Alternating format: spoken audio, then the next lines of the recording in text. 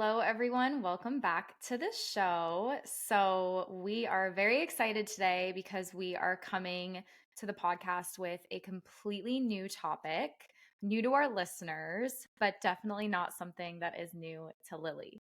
So, we are going to be talking a lot about our connection with the earth today. And this is something that is a huge part of Lily's work. So, for those listening, many of you probably know, but Lily is an energy healer and she's also an earth guide. And so, a lot of her work has been working to reestablish and help her clients reestablish their connection with earth and what that looks like. And just in the way that I've witnessed her and how her business is evolving, this has been a huge part of what she's stepping into in new ways in her business. And so we're going to talk about a lot of that and also about her connection with the earth and what that has looked like. So, Lily, let's start there. Let's start with your background with the earth, where your connection with the earth really started, and how you got into doing the work that you do with Gaia, with the earth, and go from there. Okay, great. Yeah, thank you for the introduction, Jess. My background with the environmental earth space started when I was very young. So, my mom works in the environmental space, and I really grew up just really surrounded by nature in a lot of different ways, like through the school that I went to when I was a kid, but also just, family values really. So like my family really valued the outdoors and just nature in general, animals as well. We always were my childhood we had like a bunch of situations where, rescued some bunnies or, rescued a crow, like things like that really I think were impactful and important in my, growing up kind of experience. And I always felt like a very deep, profound connection with with nature, with Gaia, with the planet. And I think that, yeah, from a really young age, my favorite movie was Pocahontas, still is, still is my all-time favorite Disney movie. And I'll say that, my emotions really led me in a lot of ways when I was thinking about this episode and kind of how I wanted to share my origins with my professional choice in terms of career. It really came from this deep emotional place. And I always felt this really strong, yeah, deep emotion for the planet, for protection of the planet, specifically for protection of animals as well. And within me, even from a very young age, I could feel this, many different types of emotions like gratitude and appreciation and love, like deep love for the planet, but also this fierceness, like this almost sacred rage, like as a child, around ways that the earth had been tampered with or extracted, and ways that there have been injustices when it comes to the way animals are treated, and all of these kind of interrelating topics related to the earth. And so honestly, it was really my emotional space that led me in the direction of my career. And as I grew up and was looking at different options in terms of like, what do you want to do when you grow up, and what do you want to be, and what do you want to study in college, I pretty much knew from the very beginning that I wanted to do earthwork and I wanted to be in the environmental space. I had a brief period, very brief period of time when I thought I was going to be like a doctor or something in the medical field. Mhm. And is the path not taken? um, so I did actually give it a little bit of a try. I volunteered at a hospital for a summer, and to be honest, there was things that I really liked about it. Like I liked how organized it was, and I liked how um, kind of like everything's kind of like contained. There's a lot of protocols. There's a lot of like, I don't know if safety is the right word, but it's pretty methodical. There's a lot of organization there. And I think that in itself was like a little bit appealing to me, but ultimately what turned me off was the fact that it was indoors. I was in a building And I was like, no, I can't. Like the lights, the space, it was the environment that I was like, no, no. And also, other things about it that just weren't in full resonance. But I kind of quickly reoriented back to my original path, original desire to do environmental work. And that led me to, pursuing that in the academic world in the coming years, like through my college degrees. Yeah. Oh my gosh. When you said the fact that it was indoors, I was just like, that does not surprise me at all. And so that's so fascinating. I also think it's really beautiful that you were able to let your emotions and your experiences as a child like guide you into where you are today, and especially into the work that your field of study in college, because I think so many times like we can feel lost in that sense. So I'm really, really, I don't know, it's just really inspiring that you allowed that to be your guide. And so just so people have a little bit more of a background, let them know like what you studied in college, because I feel like this totally adds to the quality of your work. Thank you for that. Yeah, I'm excited to share this. And I feel like this is kind of like a little known about me because I don't share it like in my business space. And people close to me are always like, why don't you share that? And I don't know why I haven't, I guess, but maybe I'll start now that I'm kind of bringing it to the podcast. But yeah, so I went to school for my undergraduate in Pennsylvania, which is where I grew up. And I got a degree in geoscience, which is basically like an environmental science, but it was focused on Earth systems. So it was basically like the systems and processes of the Earth. So like how the Earth was formed, how it changes, how it morphs. Like it's very big picture, but also I would say like specific in terms of the topic. It's really about processes when it comes to change within the Earth, thinking about like tectonic plates, but also kind of like those formational changes when we think about Earth kind of change over time.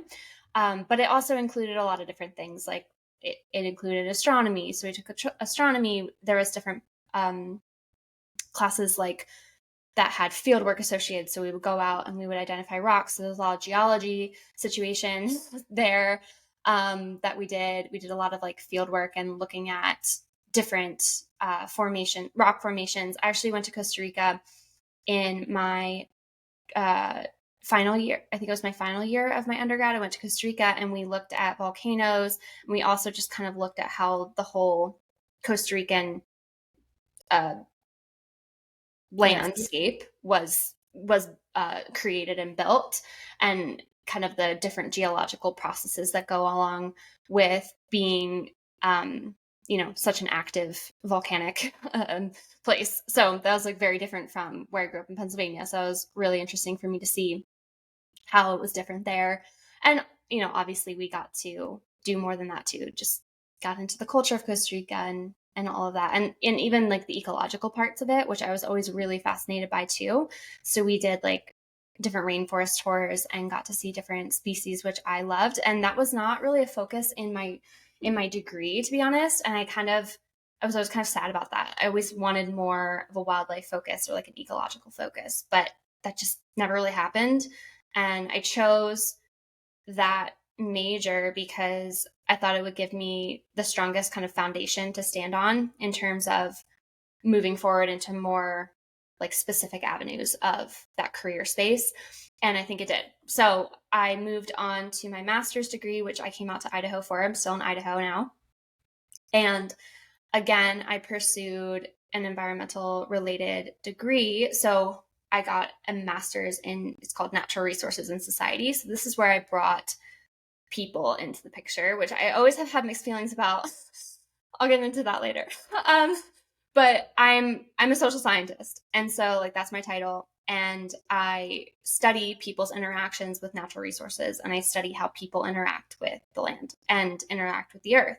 And it's interesting how that all came to be, right? Because now I'm like doing all of this in my business space where I'm working directly with people, whereas before I was working only with the earth space. But now I've like really brought into cohesion, society, earth, connection.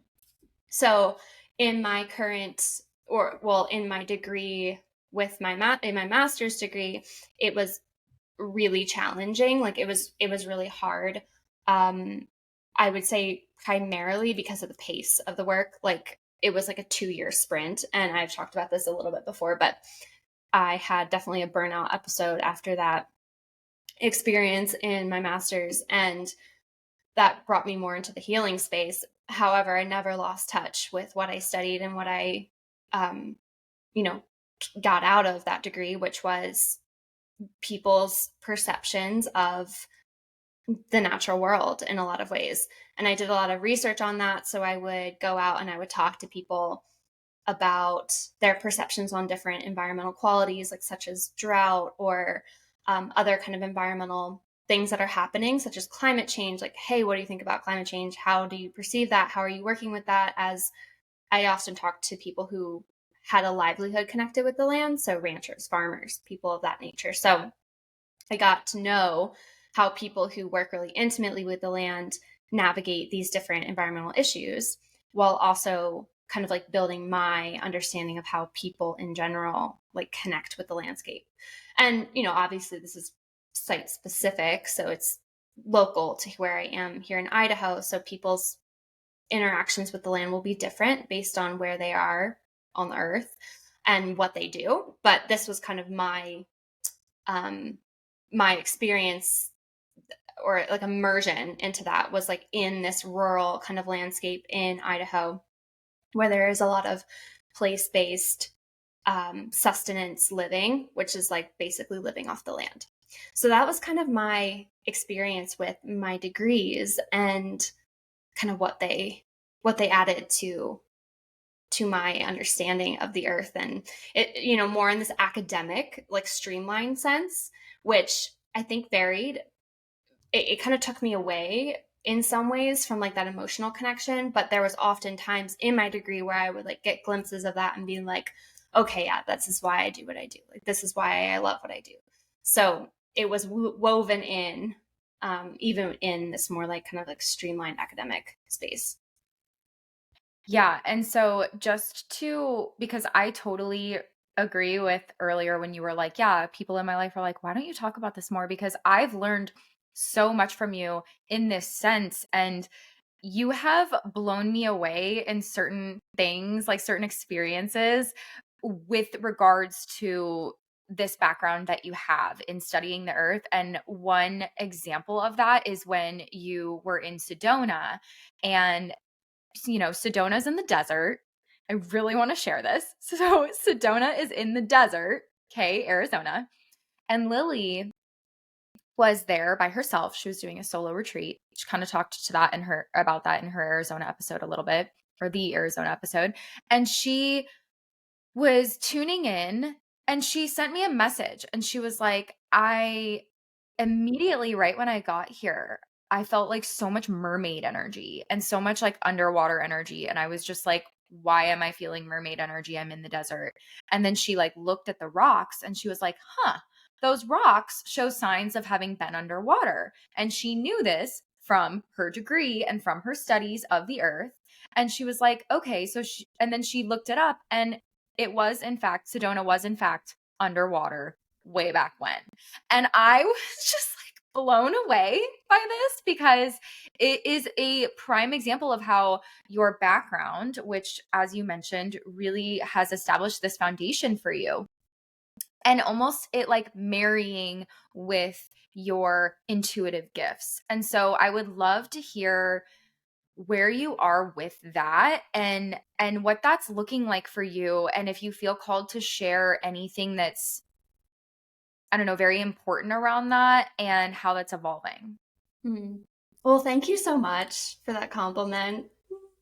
It makes me feel good. And, it's nice to use your degrees and be like, this is helping me in the real world. Like, yes, like I think most of us who have been to college are like hoping that that's the case, like after we leave college. And so in those instances where that geology class came in claiming clutch, it was in Arizona, where there are a ton of rocks and I could see kind of what was going on geologically there. So Yeah, Jess is right. So I went to Arizona, and if you listen to the Arizona episode, you'll know a little bit more about that trip. But basically, the rocks that I was seeing were like weathered by water. And you can tell when a rock is like weathered by water because it has imprints of water. I know it sounds kind of weird, but it'll be really smooth, and there will be like circular motions or even like spirals within the rocks, because it's just, you can tell it's just been worn and weathered by water. And water is actually the strongest force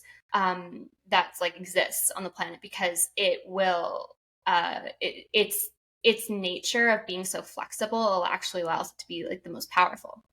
And so, rivers can cut through canyons, rivers can cut through mountains. That's why we have canyons and valleys, is because rivers cut through them, because water is forming the landscape in so many ways. So, like, water is very formative. Um, and I think that can be, maybe something that people don't fully, think about when they think about water, just because water is just so malleable and so flowing, but it's very, very powerful. But yeah, I truly do feel like that Arizona trip really solidified this, what you said, Jess, around like, okay, like that degree was really important in establishing a foundation for me. And like, I even had an experience when I was at the Grand Canyon, where I was like walking along the rim of the Grand Canyon, and basically like the Grand Canyon, um, the park in of itself, like, kind of teaches you how the Grand Canyon was formed, which was formed by a river. But it also kind of moves you through the different layers of the rock, because the canyon is just formed with like huge layers of rock. It just looks like a big sandwich. And so it was kind of like another like reminiscent kind of moment for me, because I've been out of school for like 4 years now.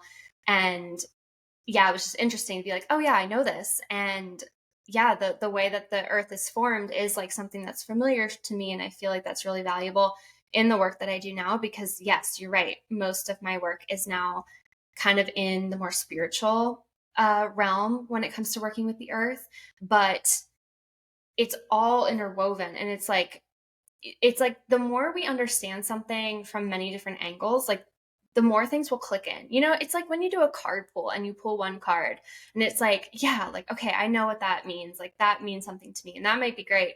But then if you pull like another card, there's like another layer or like perspective that you can like take.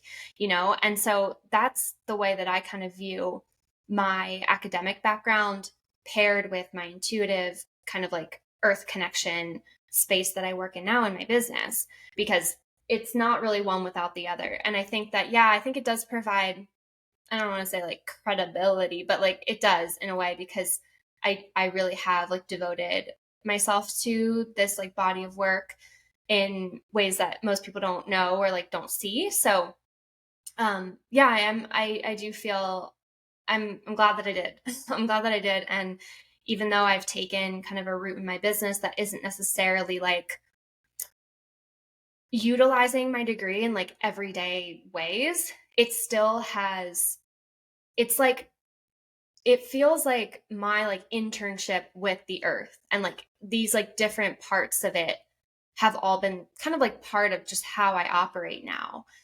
So nothing's ever, wasted, I don't think. So, and I still use my degree as well. Like, I still have a career like track that is, the social science earth, well, natural resource based social science work. And I still do that as well. So it's very tangible for me in terms of like tapping back into that side of my knowledge. And I do that all the time as well. And so I I think after my degree ended, I started to, go through my own spiritual journey and remember some of these deep passions that I felt to the earth, that with the earth, with Gaia, still kind of playing with my terminology there, but some of these deeper passions and like deeper soul feelings that I kind of had tapped out of when I was in the academic like learning space, but now through my like spiritual awakening process and through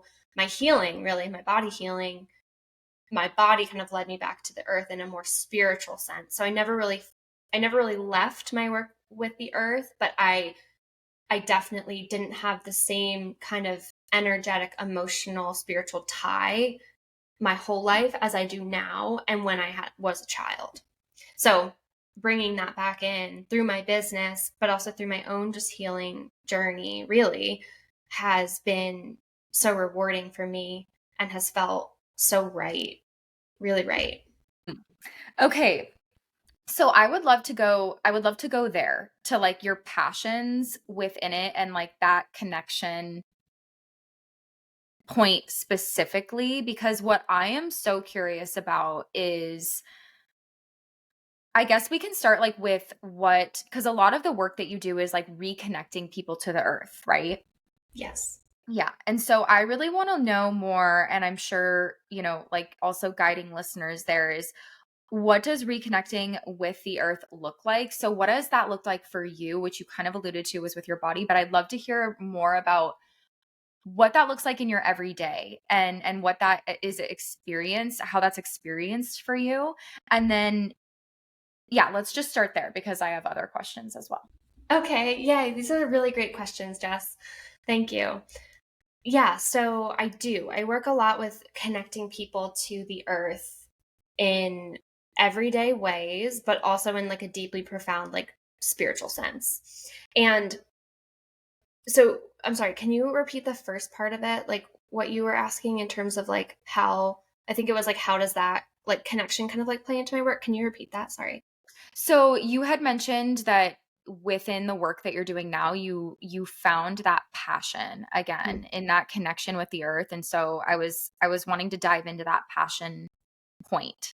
Okay, yes, yes. Yeah, so when I was little, as I've kind of alluded to before, and I didn't know this when I was little, but I had like this deep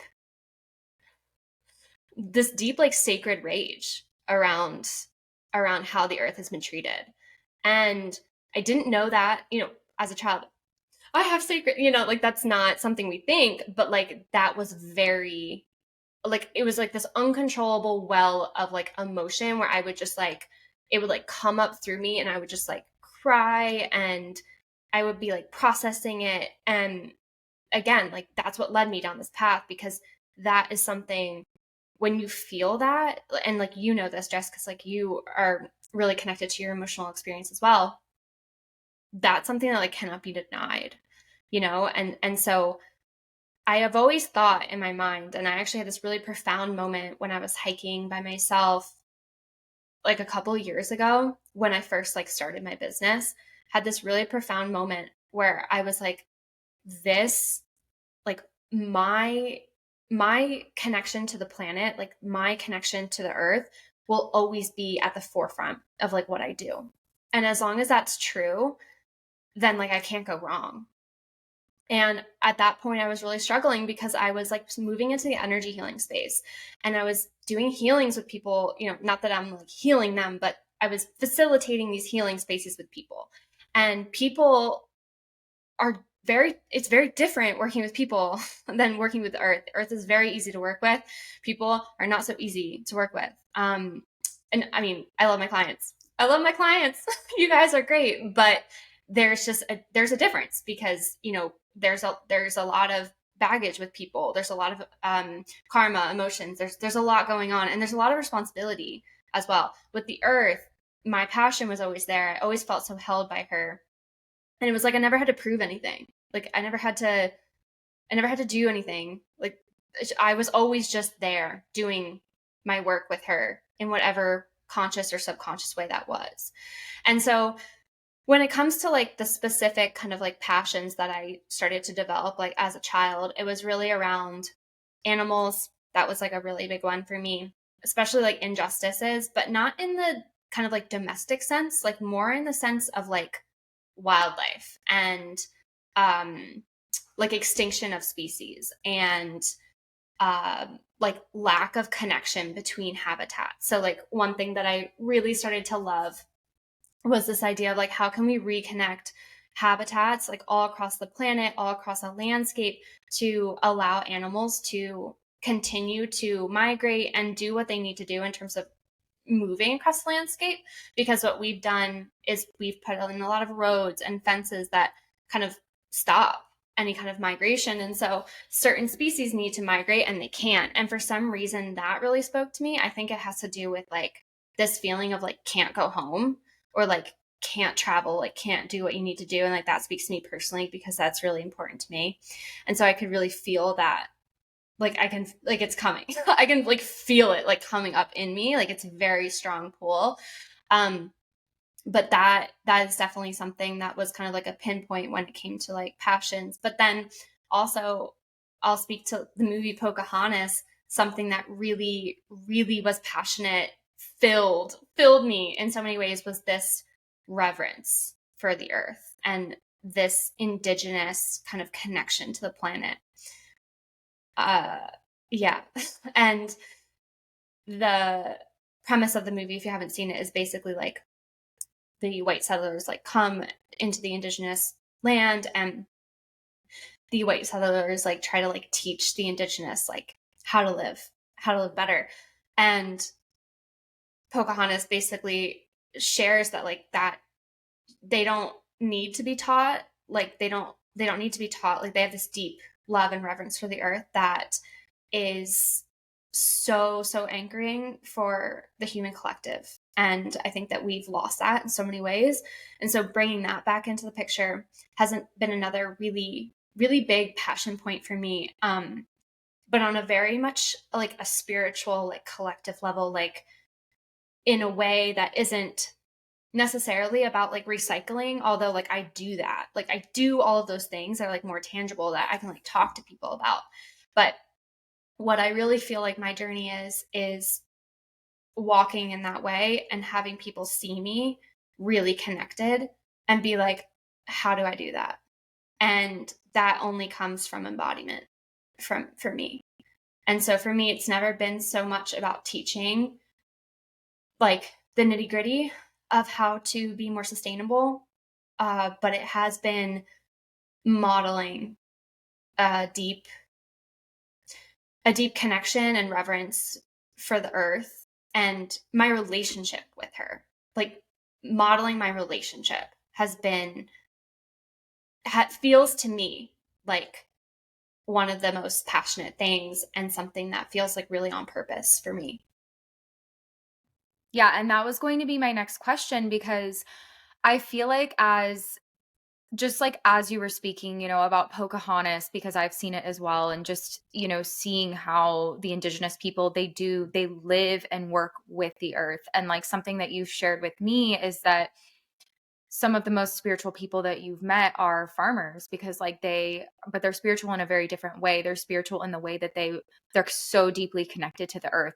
They work with the earth, they work with the seasons. And like, this is something that I think that is one of the most profound things you've ever said to me, because I kind of was like, it like stopped me in my tracks a bit. Like I was like, whoa, like that is something I've never thought about, because, we look at spirituality and we see it very new agey, and we see it very up, up in the clouds. And I think a lot of the times we don't see the groundedness of it. And I feel like that's a lot of like the work that you're here to do, is that groundedness. And so what I really like want to hear more of is like, and I know you were talking more about that embodiment piece, because it's like, as humans, this is something that I've been thinking about actually all week, because, I've known that we were going to record this episode. And this is something that is actually, God, I'm getting like emotional. Okay. The earth, for me, like I feel this really deeply as well. Like how much we've hurt her.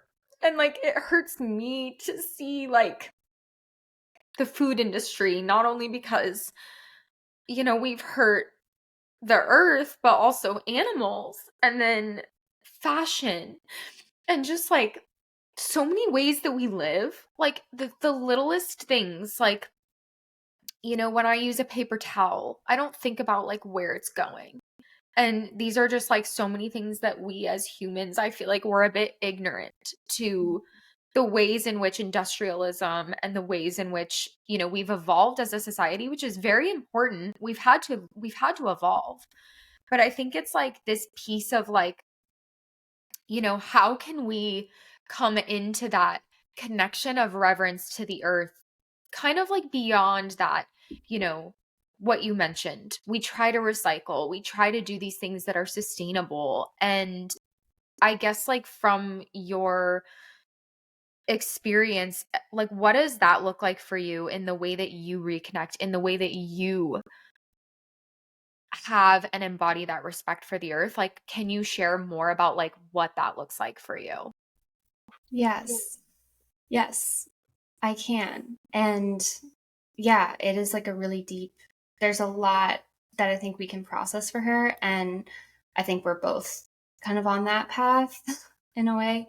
Um, and for ourselves, you know. But yeah, in terms of building the respect, I remember when I was like, okay, I need to bring more of the earth stuff into my actual business. I remember like I was with a tree and like channeling, okay, like what does my audience need to know about like how to connect with the earth more, you know? And the first thing that, oh man, the first thing that came through was just respect. It's like she doesn't want anything from you. Like she doesn't need you to give her anything. It's just respect. And it's like any relationship, that's like the first thing. It's not like we have to, yeah, it's like it's not about doing. It's about respect. And that will change everything. Like that in and of itself will change your actions, will change how you treat the planet. Like it will change the collective. And the lack of respect, the disposableness that we think is her, that is what's the most damaging. And so it is a paradigm shift.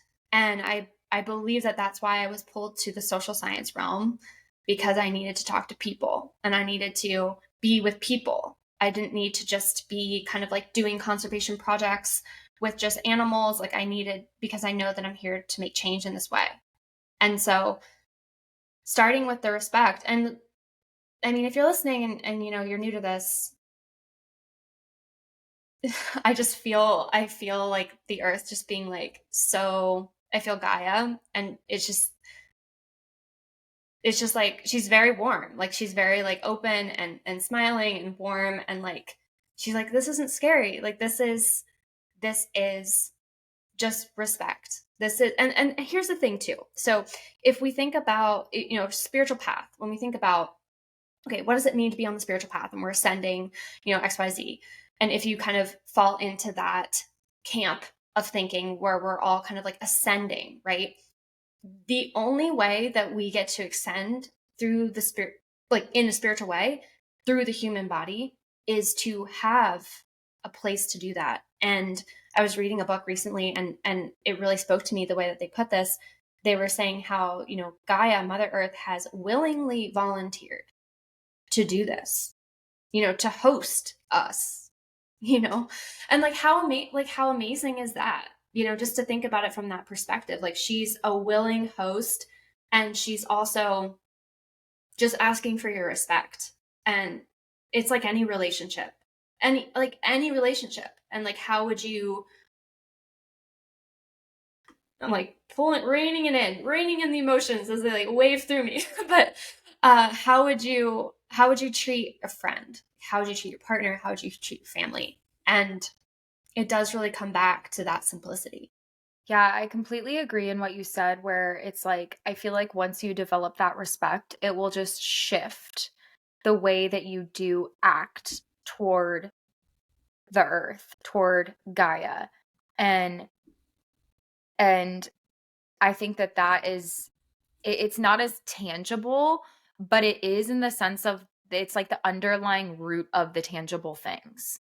And because I feel like we could talk about, you know, where do we start to be sustainable? But like, I feel like that's like not the scope of your work. Like, the scope of your work is like so much deeper, and Mhm. it's so much more like rooted in the energetics and rooted in that energetic connection, which I think can be like sometimes hard for people to grasp. But, um, I think it's huge, and I'm really curious about, you know, in your experience, has that looked really different from person to person and working with people?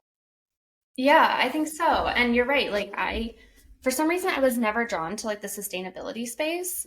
And I think it was just because it's like, that's really, it just all comes down to purpose and mission. Like that's all. Like nothing's better or worse. Like there are great people working in this sustainability space and that's their job. And I'm like, okay, great. Tell me what to do. You know what I mean? But like my space is, yeah, like the deep energetic roots of why we as a collective have disgraced her in like so many ways through our actions and through like our belief systems that have perpetuated through generations, but that when we go back far enough like are pure. There's definitely this ancestral piece that I work with as well, when it comes to healing, the healing space. So within my business and working with individuals, but also with the earth, there's an ancestral tie that I have there as well as an indigenous one. And so yeah, I think it does really, in terms of like embracing your connection with the planet, it does really come down to the individualness. And, don't let me stop you from being sustainable. I certainly am. And, I consider those things in the choices that I make for sure. Like I do. And, my partner loves to use paper plates and I don't stop him from using paper plates. I try to use as few as I can, but some days I use one and it is what it is. It's kind of like, I don't know, it's kind of reminding me of when you were saying that you use the cascade. It's kind of reminding me of that. If you guys were listening to that episode, you'll know what I'm talking about. But Jess uses Cascade for her dishwasher, and we've determined that that's okay. I mean, like, you have to find balance. Like, Yeah. I don't know. And then that's kind of where I was thinking too is like the world and society has become, we had the Industrial Revolution and we've only evolved more and more from there. And that's also based on, as humanity has grown, like we've had to develop systems to like feed humanity, to keep up with humanity. Unfortunately, a lot of those systems are harming the earth.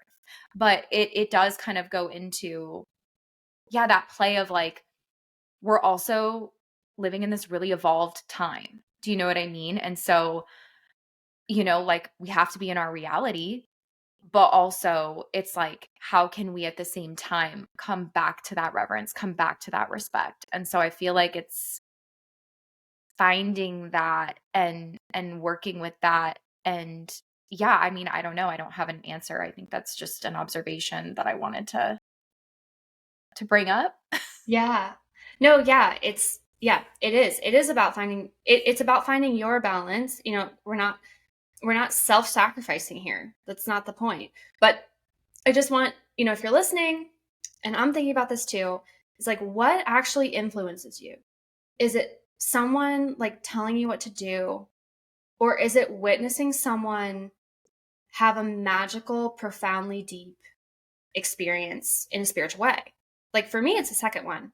When I witness someone in their spiritual practice, I have like a sense of awe, and like I have a sense of like, wow, like that's profound and I feel inspired by that. And so I feel like that's what I'm here to provide in terms of, sharing my experiences with the earth and with Gaia, but just walking it, and the thing that I've told Jess is like, it's funny because this is it's the bedrock of who I am in so many ways and my purpose and passion and mission, but I often don't talk about it. And for some reason, I feel like often there's more said through what people witness.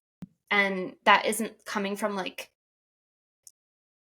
I'm not doing that intentionally, but like there's something about me just being in my way,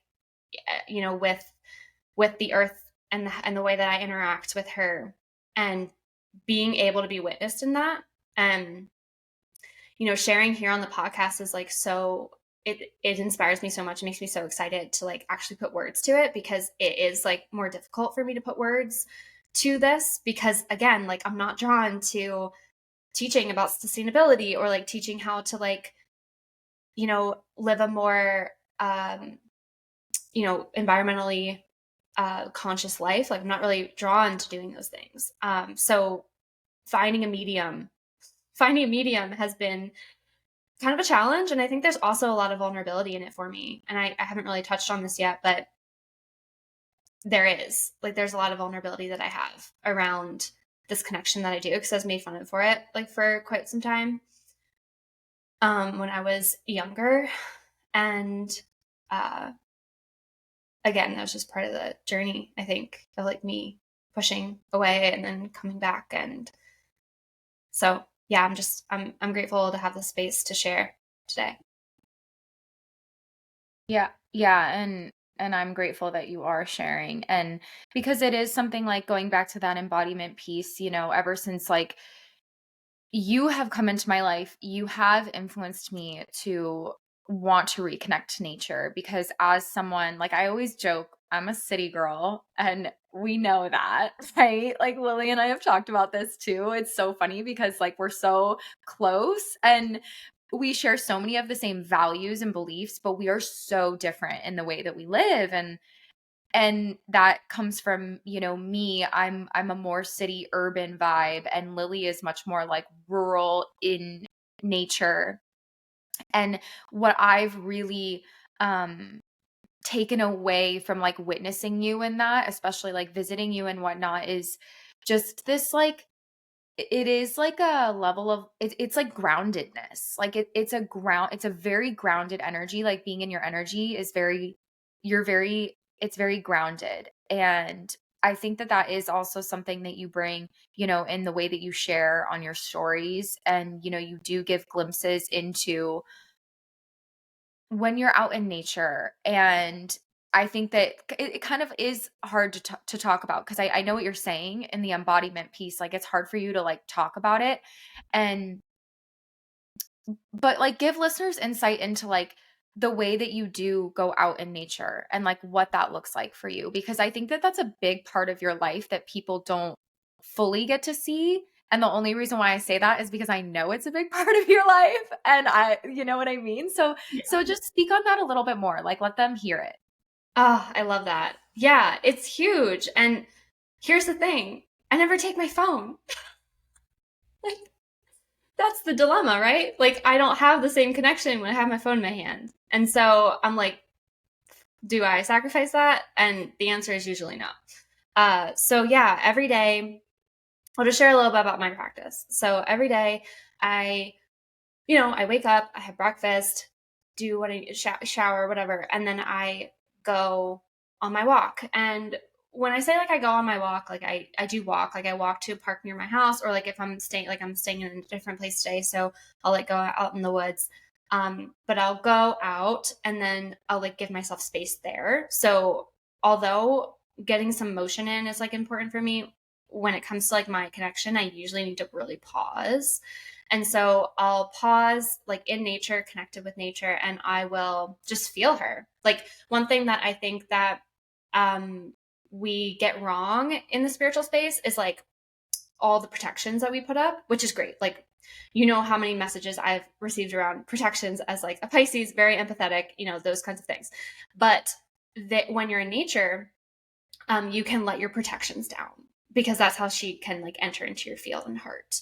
And when you are in like a natural space, she will also want to like, the space around you will want to kind of like recalibrate you to your own authenticity, your own self, but you have to allow it. So like you have to like be like, okay, I'm letting down my protection for a little bit, like I'm letting down my barriers and like opening. There's this thing of like opening, and usually you just have to let go of our phones to do that, because most of my connection with Gaia is through the felt sense. Like, yes, I'll get visuals, but like most of my connection with her is very felt. And so I would say that, everyone's going to have their different connections, but the felt sense is really a strong one for me. So I like to go out, open my heart, feel her, connect to her heart. And like that's when I feel like the unified like force, like life force. And like that is just a feeling that is just so nourishing, it's also, it's just, I can't live without it at this point. It would just be, I I don't know. I feel like my field would just like slowly like collapse on me. It's just like this expansiveness that I feel with her.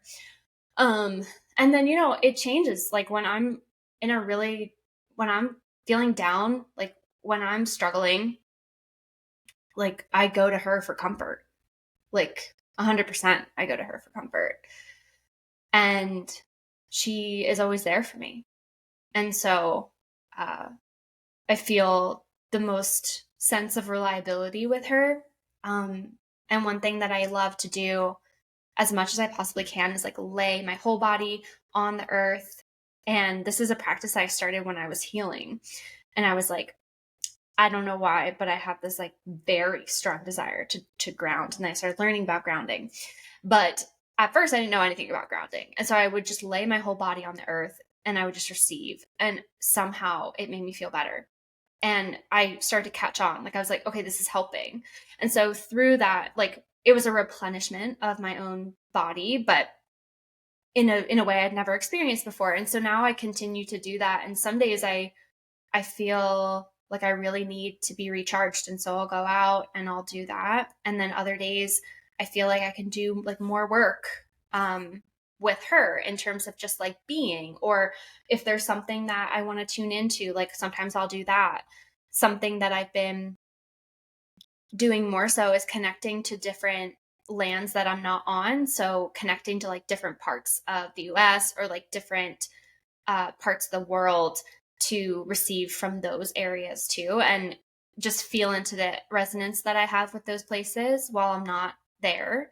And it's been really interesting. Like I feel quite transported. So I have to really ground in after that.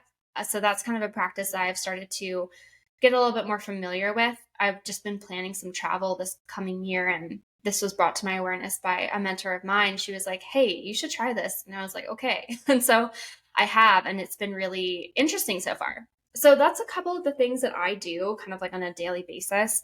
Um, but mostly it's just the being. Like I allow myself to really be. And I often have a lot of emotional release when I'm in nature, more so than I do anywhere else. And I think that I am releasing things for her, but releasing things for me too. And recently it's felt like my emotional connection with her has been kind of like supercharged. Like it's been like almost every time I go out, I'm just like, ooh, like waves and waves. And um yeah, I'm not like totally sure what's mine, what's hers, but like, or what's the earth, what's the, you know what I mean? Those kinds of things are always considerations, but it's not always like this like deep grief that I feel. Sometimes it's just this like deep love and like connection with my soul. So like that's really where I connect with my soul is in nature. Like that's where my soul connection happens. Wow. I loved too the piece that you said when you go out, and because this was going to be one of my questions is like what advice would you give people when they're connecting with the earth, because I do feel like it is very individualized in that sense.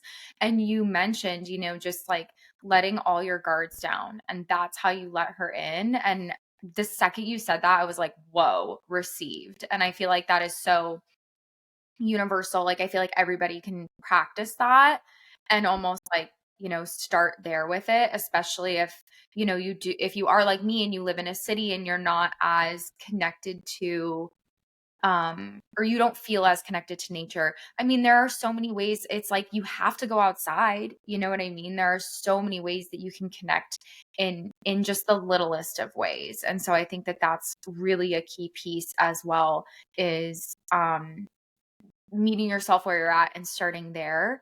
And then I'm also just really curious about, a lot of the work that or a lot of what you studied, a lot of the work that you've kind of looked into and done is people's perspectives on the natural world and our relationship with the natural world. And so I'm just curious if you feel like you are being called in a specific direction with that. Hmm. Like, do you mean like working with a certain group of people, or like? Certain group of people, or like I'm really curious if you feel, I mean, I guess it could be more touching on the energetic component like we've talked about, but I'm really curious just kind of like about your perspective and where you feel called in terms of, all the ways that we are as humans being destructive to the earth. For instance, when it comes to like what I mentioned earlier, the food system, fashion industry. There's so many other things that I just can't think of off the top of my head, but are there Yeah. any pockets within that you feel specifically called to as a part of your mission? Yeah, it's a great question. Yeah, before I touch on that, I just think like just honing in that like letting down your guard again, like for the listeners, like that will really open your connection. Like there's just something about that really, and my biggest challenge too was like getting out of my head, like allowing my thoughts to like coalesce, to like distill, and like allowing the emotion to arise. So like when we're in our heads, like it's just really hard to like connect with nature, but it's like the most important thing to like let her in is just being like surrendering it for a moment. So I just wanted to touch on that quickly. But secondly, yes, I do. So there are, what I've talked about with the energetics, I definitely feel pulled to like, yeah, like be a leader in the way of like how I operate when it comes to the planet, but also just like transmitting my reverence to her. Like someone actually received that from me the other day, and I could feel that they received that from me, and they like let me know. And it wasn't something that I wasn't teaching. I was just experiencing something like really intense that happened. So that piece, and there's a cognitive thing about that too, like there is like some uh words that I share with my clients around this as well. Like I can show people in a more tangible sense, like kind of what I've done in this podcast in terms of like how I connect and like how they can connect, um but yeah, the transmission part for sure. So with the energetics, I do feel like, again, on the energetic side, I feel like there's something with the ancestral piece for me that's going to be called up in terms of, indigenous connection, but maybe even just the ancestral piece of this problem, really. It is a problem, is I think somewhere where I can shine in a way. I'm not sure what that will look like yet. And then on the more tangible side, I do feel really called to um, conservation specifically. So doing different conservation projects. I'm trying to think if there's like an example I can give. Um, but yeah, like again, like saving landscapes from development, um, allowing certain landscapes to be connected. Like connecting a landscape in and of itself is like basically, it reminds me of like the nervous system of the earth. So like how do we connect our own, like this coherence that we feel like within our bodies when our nervous systems are regulated, like that can also be applied to the earth and like the landscape. So it's like, how can we invite like more coherence in the landscape, like while we're still a part of it? It's not like we just like go live on the moon, it's that this like living in cohesion with the earth is definitely calling me. And I feel like in that specific, well, kind of in addition to that, it's the conservation piece. So again, like what that actually, like what living in cohesion actually looks like is usually doing conservation projects and like restoring different parts of the planet. Like I'm looking at this river right now on this painting, and one of the ways that we can like restore different lands is by doing restoration projects like on waterways specifically, because waterways are really important. It's like the blood of the earth. And so if we can restore waterways in big ways so that they're not polluted, they're really healthy, they can support the entire like landscape that's like connected to that waterway.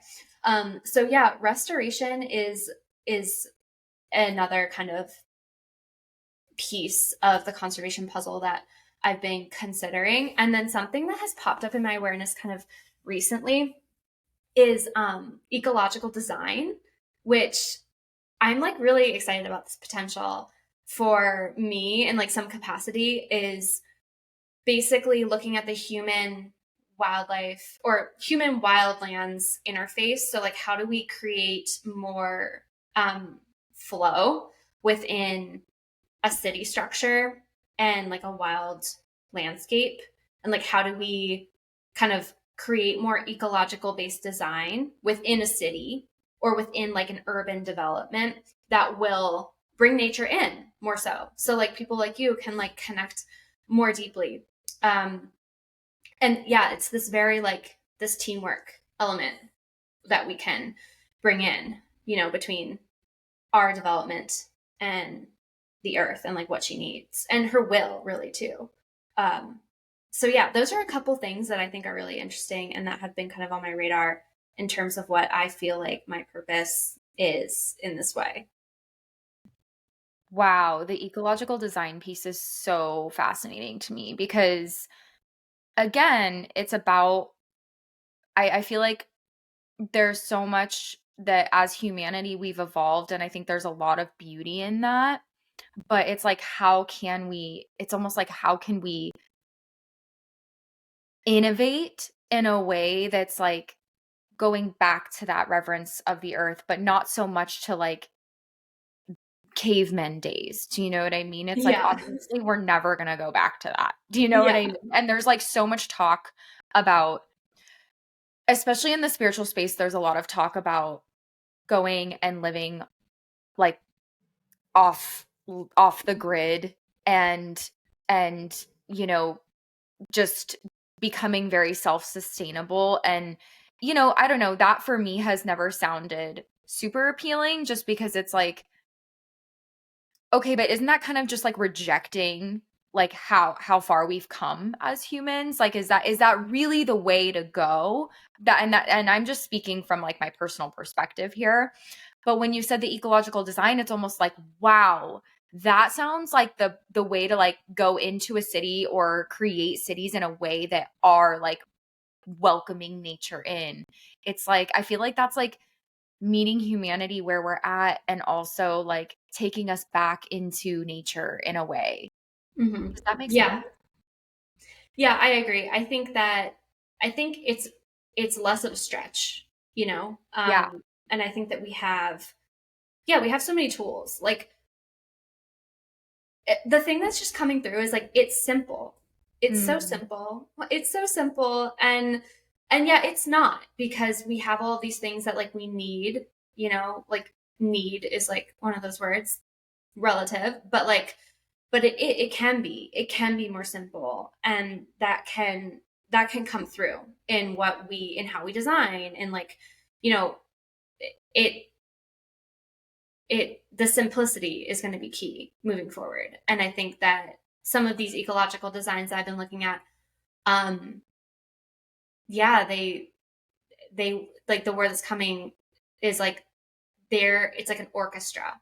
There, Mm. it's like all of these pieces are like coming together. It's like orchestrating this symphony experience that we can all have.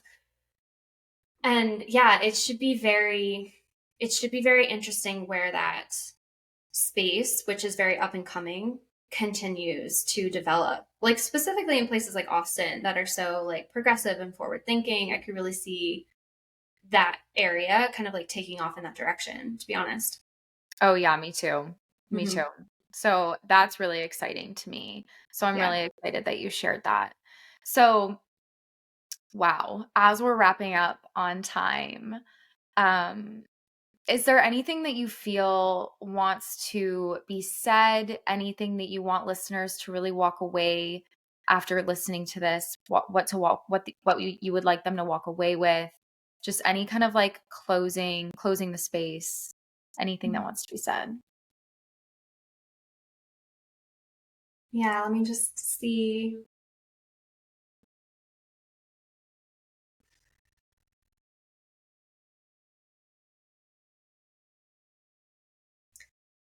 Yeah, there's a few things that I can briefly share.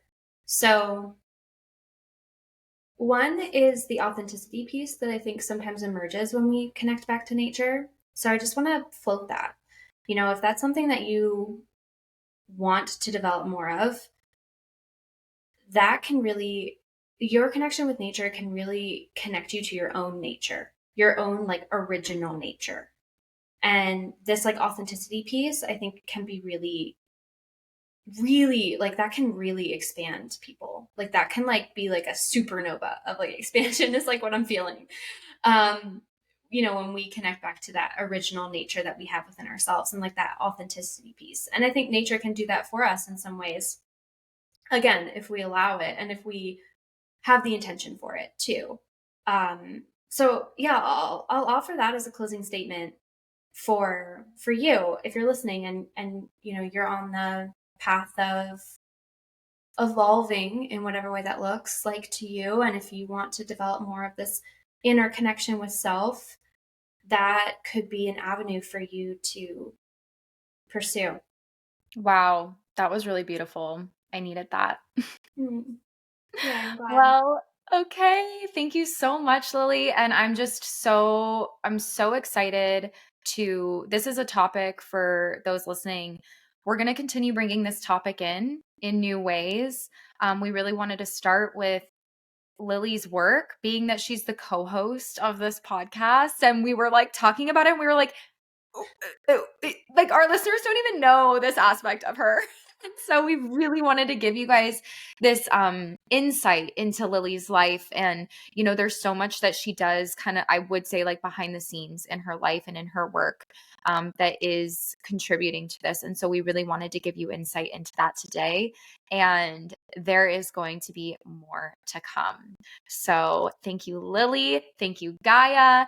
And thank you guys for listening. If you have any questions, if there's anything around this topic that you want us to continue to dive into, please let us know, email the show, and we would love to explore that.